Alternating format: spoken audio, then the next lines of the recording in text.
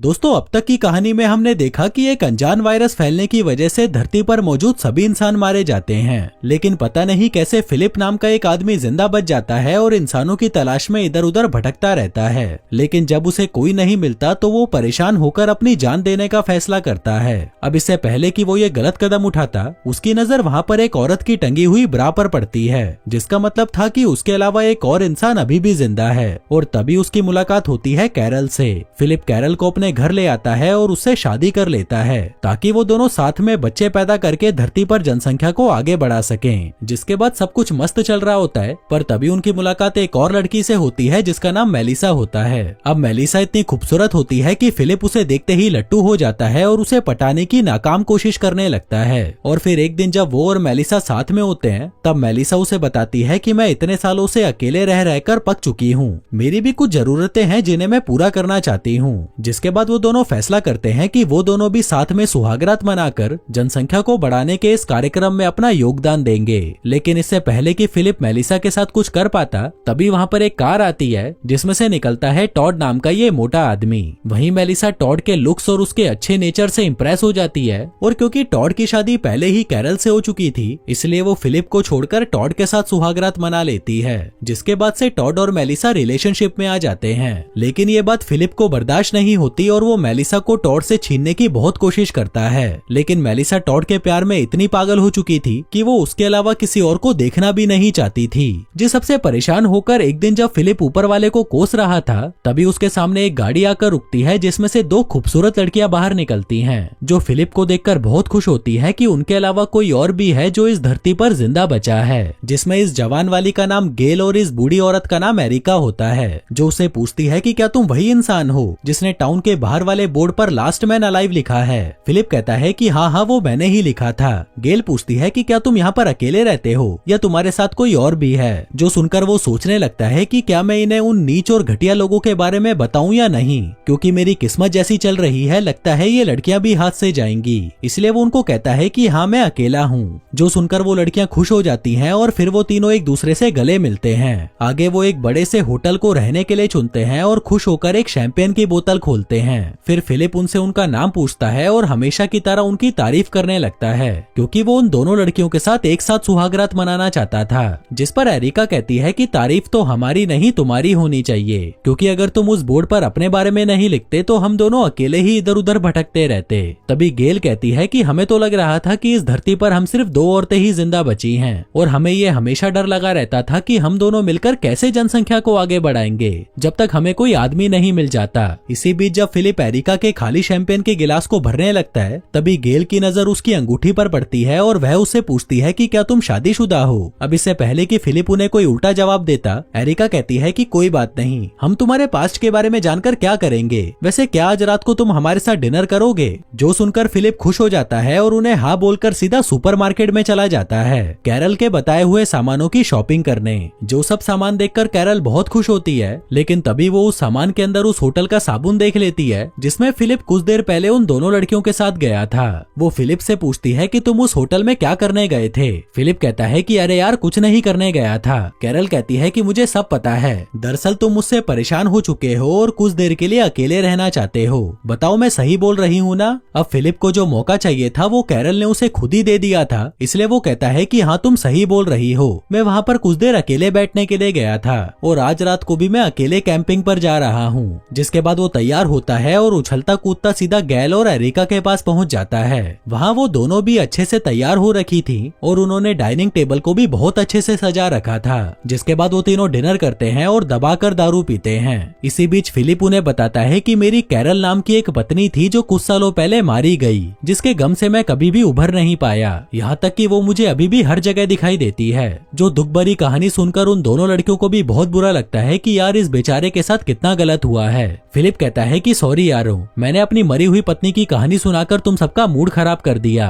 तभी एरिका को एक आइडिया आता है और वो कहती है कि क्यों ना हम सभी गाड़ी से एक पहाड़ पर चलते हैं जहाँ नेचुरली गर्म पानी आता है और फिर हम तीनों मिलकर वहाँ पर एक साथ नहाएंगे। वहीं ये सुनकर फिलिप खुशी से उछल पड़ता है कि यार अब आएंगे असली मजे। उधर दूसरी तरफ मेलिसा, टॉड और कैरल भी डिनर कर रहे थे। तभी मेलिसा पूछती है कि फिलिप कहाँ पर है, वो कहीं दिखाई नहीं दे रहा। कैरल कहती है कि वो तो अकेले कैंपिंग करने गया है। जो सुनकर मेलिसा को कुछ तो अजीब अजीब लगता है। पर तभी कैरल कहती है कि तुम्हें फिलिप पर ऐसे शक नहीं करना चाहिए, वो बहुत अच्छा आदमी है। टॉड कहता है कि हाँ वो सच में बहुत अच्छा है और हम सभी को मिलकर उसे थैंक यू बोलना चाहिए, क्योंकि आज हम जहाँ पर भी हैं उसी की वजह से हैं। कैरल कहती है कि फिर तो हमें उसके लिए एक पार्टी ऑर्गेनाइज करनी चाहिए ताकि उसे ऐसा लगे कि हम भी उसकी बहुत परवाह करते हैं। उधर दूसरी तरफ फिलिप उन दोनों लड़कियों के साथ मस्ती करने निकल पड़ता है। तभी एरिका कहती है कि ऊपर जाते ही हम मजदूरी का कार्यक्रम शुरू कर देंगे, तब तक फिलिप क्यों ना तुम अपनी पैंट उतार लो। जो सुनते ही फिलिप खुशी से पागल हो जाता है और फटाफट अपनी पैंट उतारने लगता है। वहीं दूसरी तरफ वो सभी लोग भी पार्टी के लिए सामान लेने जा रहे थे।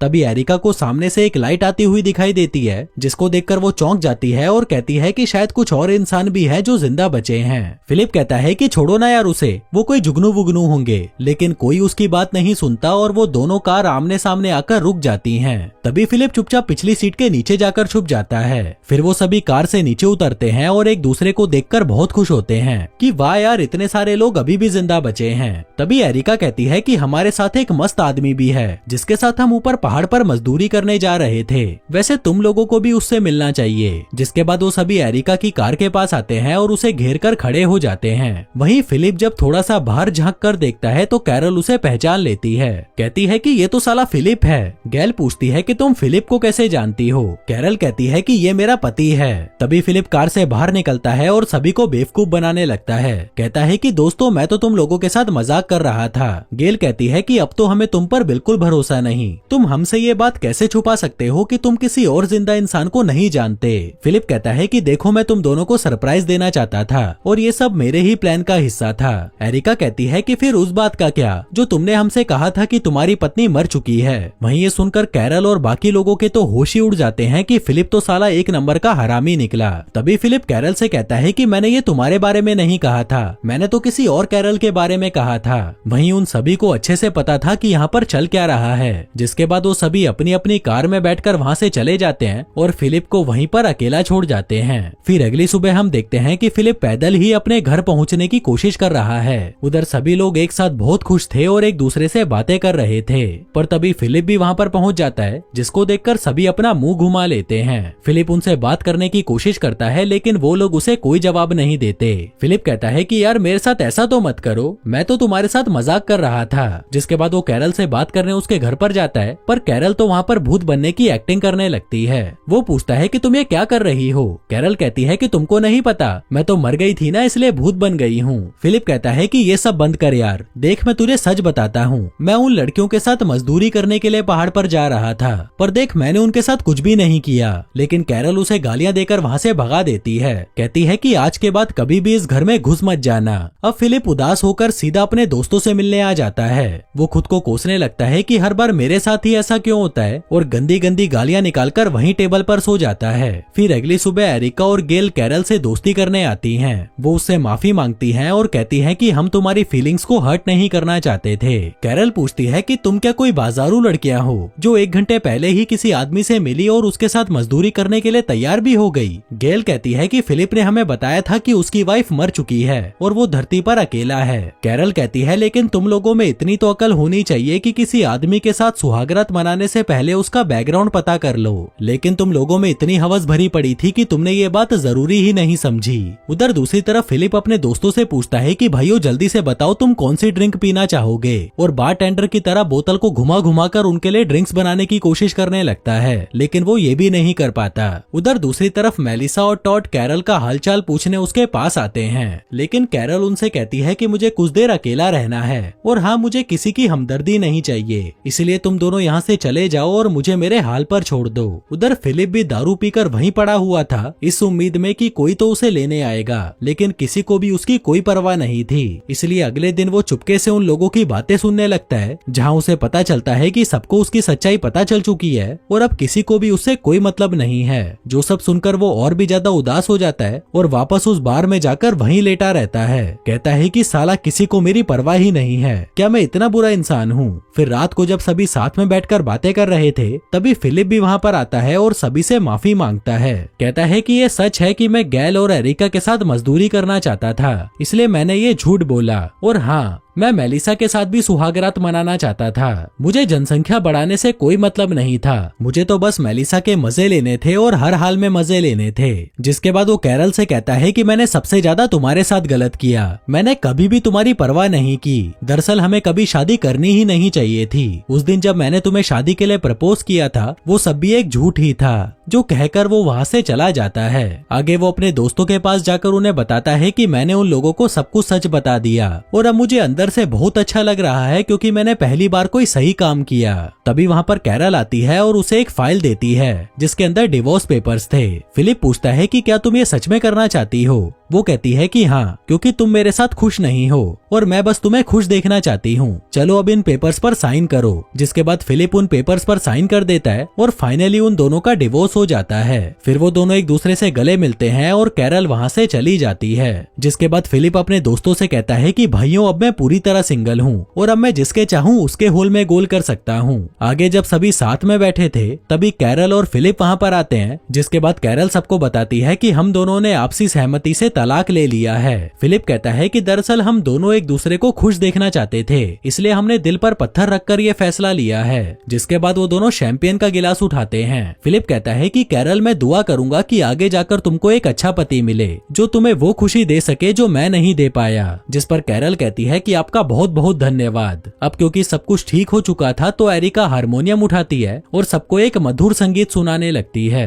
फिर अगली सुबह हम देखते हैं कि फिलिप अब सब कुछ करने के लिए आजाद था, जिसमें वो एक मशीन के अंदर कलर डालकर अपने घर को फिर से गंदा करने लगता है। इसी बीच वहाँ पर एरिका आती है और कहती है कि मुझे नहीं पता था कि तुम्हारी शादी को सिर्फ 3 हफ्ते ही हुए थे और अब क्योंकि तुम्हारा डिवोर्स हो चुका है तो क्या हम दोनों सुहागरात मना सकते हैं। पर तभी वहाँ कैरल भी अपना कुछ सामान लेने आ जाती है जिसको देखकर वो दोनों शांत हो जाते हैं। कैरल कहती है कि अरे तुम लोग जो कर रहे थे करते रहो, मुझ पर ज्यादा ध्यान मत दो।